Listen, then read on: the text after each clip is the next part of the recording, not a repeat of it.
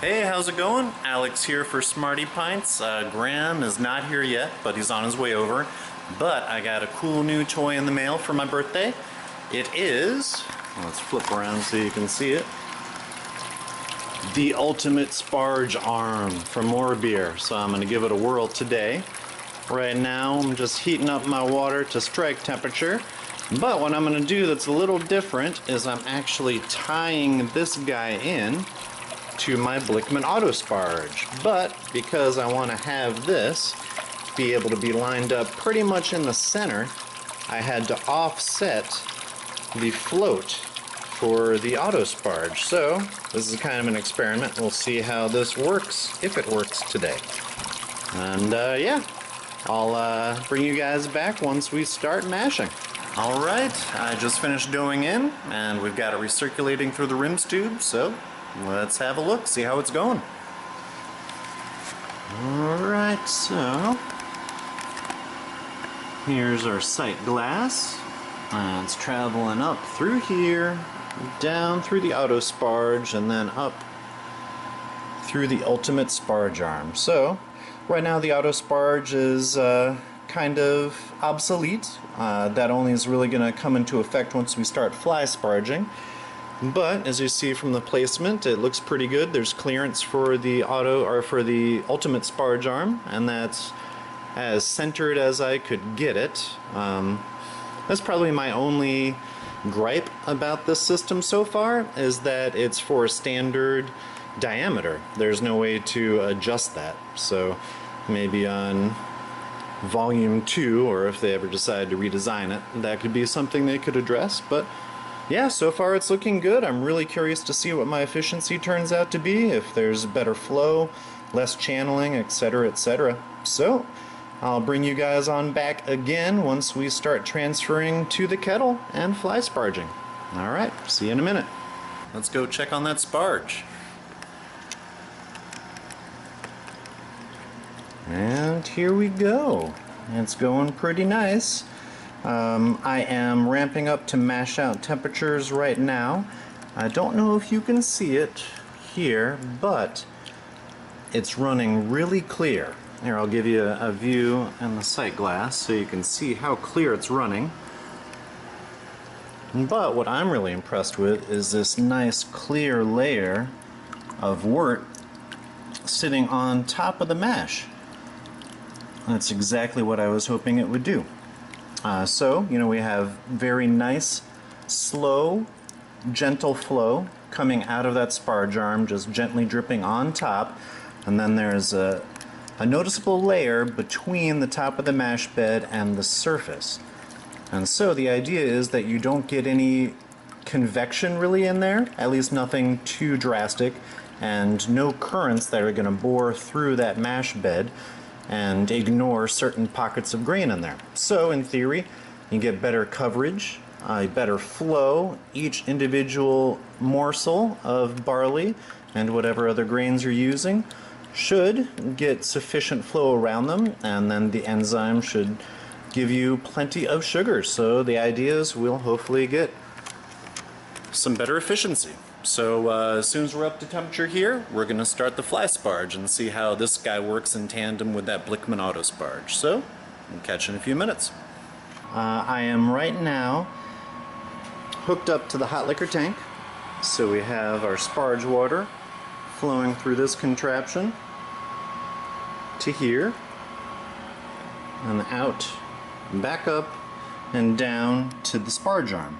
But as you see, there's no flow.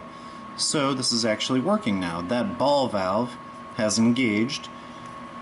So this piston is in and it's stopping the flow of the sparge water through here.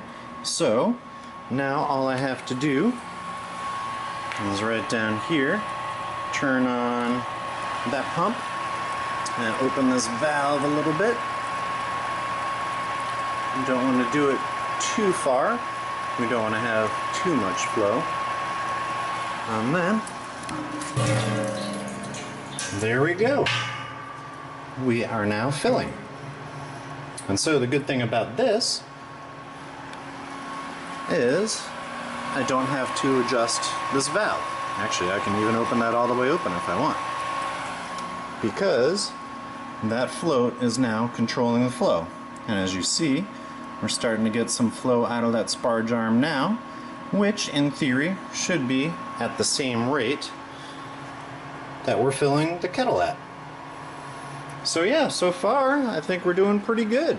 I guess I'll come back to you guys with some numbers after we figure out what our original gravity is, and we'll see if we gained any efficiency points here. Well, as you guys can see, we are boiling away, so we are fully into the kettle. And then this is the aftermath of the mash. You can see the mash bed is pretty solid. It's pretty even underneath there. You can see it kind of dipped a little bit where the grain bed kind of raised up and hit that bar.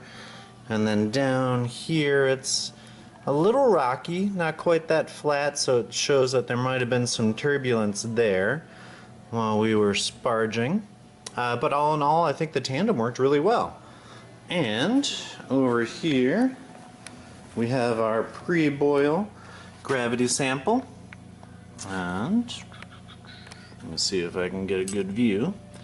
Yeah, so you can see there it's at 1050, and I did chill this sample down and it was at 68 degrees. And so after doing my pre-boil gravity right in here, estimated pre-boil gravity 51, measured pre-boil gravity 51. That was after a correction. And that should yield us 1066 starting gravity, which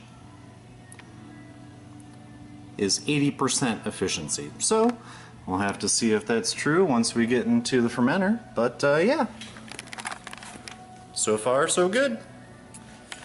Hey guys, welcome back.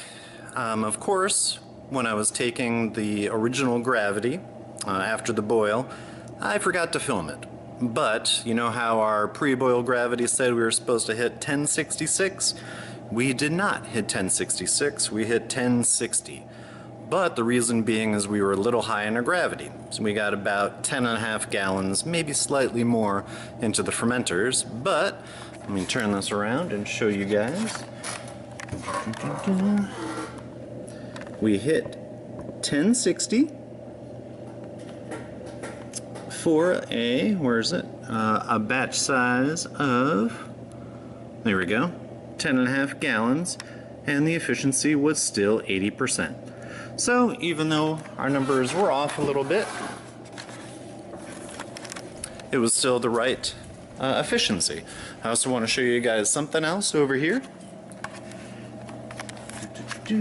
I have modified this. So instead of that elaborate contraption where we had a little bar sticking off to the side, a little jog, and then straight out here to get this, I decided it would just be a lot simpler to bend that bar to get that float out of the way.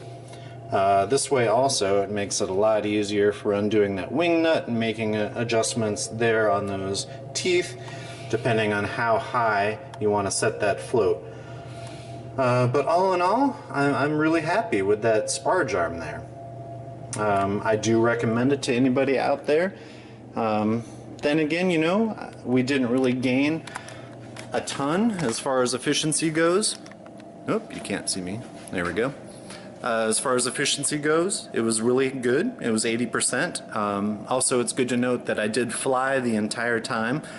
Sometimes you can bump up your efficiency if towards the end of your sparge, if you know that you have enough liquid left in the mash tun or around there to get your target volume for your brew kettle, you can stop fly sparging. That way all those sugars in the mash are going to float down to the bottom and you can get all of that out. When I was done filling the brew kettle for that batch, I did notice that the mash was pretty much full at the end, and there's bound to be sugars trapped in there. So maybe next time I brew with this guy, I'll try to do, you know, kind of a hybrid fly batch sparge and trap all of those sugars and get them over to the boil kettle and see if that bumps up that efficiency. But hey, 80%, nothing to laugh at. So yeah, again, thank you for watching. If you have any questions, please feel free to leave them below in the comment section. If you like the video, give it a like. If you want to follow us on Facebook, come on over, say hi. And yeah, that's about it. Thanks for watching.